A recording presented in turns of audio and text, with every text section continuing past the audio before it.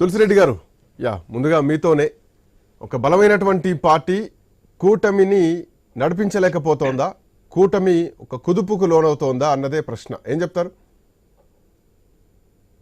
ఇవన్నీ రాజకీయ పార్టీలకు, రాజకీయ కూటములకు, రాజకీయ నాయకులకు ఉత్థాన పతనాలనేటి ఇది సర్వసాధారణం.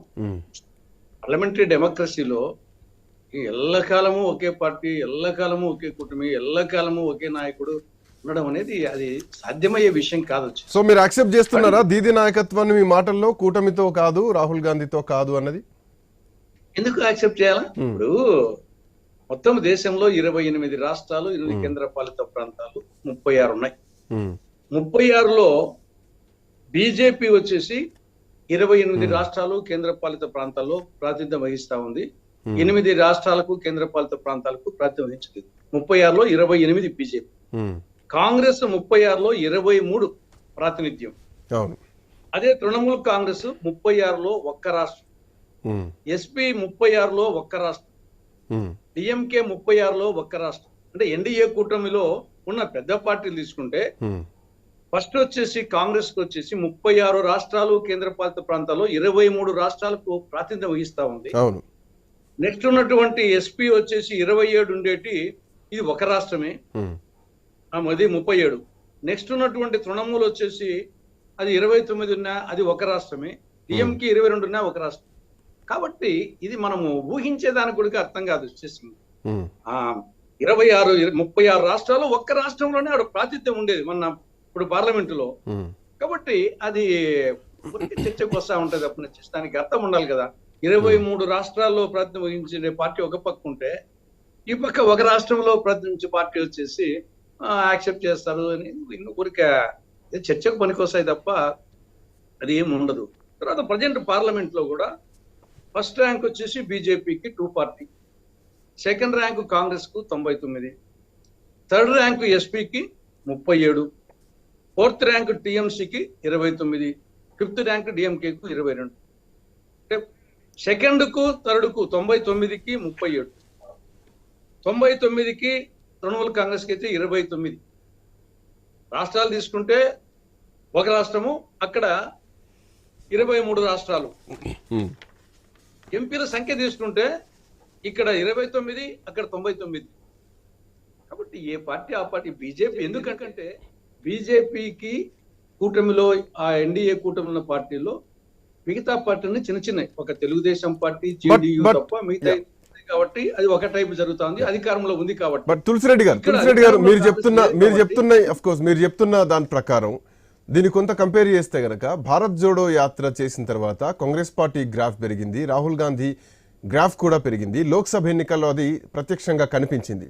కానీ హర్యానా, మహారాష్ట్ర ఎన్నికల్లో బీజేపీ చేసినటువంటి గేమ్ ప్లానా లేదంటే వ్యూహరచన పోయినటువంటి ఎన్నికల ప్లానా దీన్ని ఎదుర్కోలేకపోయింది. సో ఏజ్ గ్యాప్ ఉన్నా కానీ ఆ మేధస్సును వాడడంలో మోడీని ఢీకొట్టడం అంత ఈజీ కాదు అన్నది ఈరోజు మమతా బెనర్జీ మాటల్లో అర్థమవుతుంది అనుకోవాలా?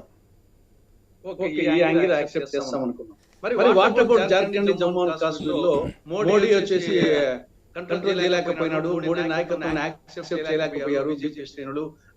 ఆ మిత్రపక్షాల కూటమిని ఒప్పుకుంటారా వాళ్ళు ఏమన్నా? సో జమ్మూ రాజకీయాలు సంథింగ్ డిఫరెంట్. బట్ అట్లాంటి జమ్మూలో కూడా ప్రధాన ప్రతిపక్ష హోదాకు వచ్చింది భారతీయ జనతా పార్టీ, కొంత పెరిగింది అనుకోవాలి కదా. ఏమంటారు? జమ్మూ రాజకీయాల్ని వేరుగా చూడాలి. అక్కడ ఆర్టికల్ 370ని రద్దు చేయడం ఒక ఎత్తు అయితే, అక్కడ ఎన్నికలు జరపడం ఒక ఎత్తు. అక్కడ బీజేపీ కొంత మైలేజ్ తెచ్చుకుంది.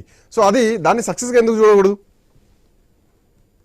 మీకు మొత్తం వచ్చేసి మేము గతంలో నరకం అనేది ఇప్పుడు స్వర్గం చూపించామని చెప్పిన తర్వాత ఆర్టికల్ 370 ఆర్టికలే మొత్తం వచ్చేసి సర్వరోగ నివారణ పెన్షన్ అన్నప్పుడు వచ్చేసి మరి అధికారం రావాలి కదా.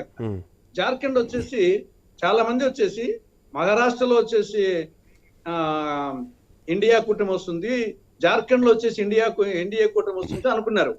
కానీ రివర్స్ అయింది కదా. మరి ఇక్కడ మహారాష్ట్రలో వచ్చేసి ఇండియా కూటమిలో ఎన్డీఏ వచ్చింది. బట్ దేశం మాట్లాడింది జార్ఖండ్ గురించి కాదు, దేశం మాట్లాడింది జమ్మూ గురించి కాదు, దేశం మాట్లాడింది హర్యానా గురించి, at the same time Maharashtra గురించి. ఇక్కడ బలమైనటువంటి పార్టీగా కాంగ్రెస్ పార్టీ అవతరించింది. ఖచ్చితంగా ప్రభుత్వ వ్యతిరేకత ఉంది, ఇక్కడ ఢీకొడతాం, అధికారంలోకి వస్తున్నాం, ఈసారి ప్రభుత్వాన్ని ఏర్పాటు చేస్తున్నాం అనే కొన్ని ప్రకటనలు చేసింది. ఈవెన్ కాంగ్రెస్ పార్టీ చేసినటువంటి అనౌన్స్మెంట్ కూడా. 2 రాష్ట్రాలు కాదు, మన లోక్సభ కూడా ఎప్పుడో జరిగినట్టు కాదు, 4 నెలల కిందటే కదా జరిగింది. అవును, లోక్సభ ఎన్నికలు కూడా 2024లోనే. నేను అదే చెప్తున్నాను, 2024 జరిగిన లోక్సభ ఎన్నికల్లో కాంగ్రెస్ పార్టీకి సెకండ్ వచ్చేసి 99 వచ్చాయి, 23 రాష్ట్రాలు వచ్చాయి. కర్ణాటకలో 9, గుజరాత్ లో 1, రాజస్థాన్ లో 8, ఒడిశాలో 1, మణిపూర్ లో, మహారాష్ట్రలో 13, తెలంగాణలో 8, ఉత్తరప్రదేశ్ లో 6, కేరళలో 14, అస్సాంలో 3, పంజాబ్ లో 7, వెస్ట్ బెంగాల్ 1, ఛత్తీస్గఢ్ 1, బీహార్ 3, ఈ విధంగా వచ్చి తమిళనాడు 9. బట్ 23 రాష్ట్రాల్లో 4 నెలల కిందటనే నేను వచ్చేసి, తర్వాత జరిగినచ్చు మహారాష్ట్ర, హర్యానా. మన అసెంబ్లీ పార్లమెంట్ ఎన్నికలకు ఎప్పుడోగా జరిగింది, 2 ఏళ్ళు 3 ఏళ్ల కిందట కాదు, మన 4 నెలల కిందటనే. ఇప్పుడు 23 రాష్ట్రాల్లో 99 సీట్లు, తృణమూల కాంగ్రెస్ వచ్చేసి ఒక్క రాష్ట్రంలో 29 సీట్లు. కానీ కంపారిజన్ కూడా అర్థం ఉండాలి కదా వచ్చేసి. రైట్ మాట్లాడదాం సార్. మీరు అన్న లెక్కల ప్రకారం కూడా మాట్లాడదాం. ఒక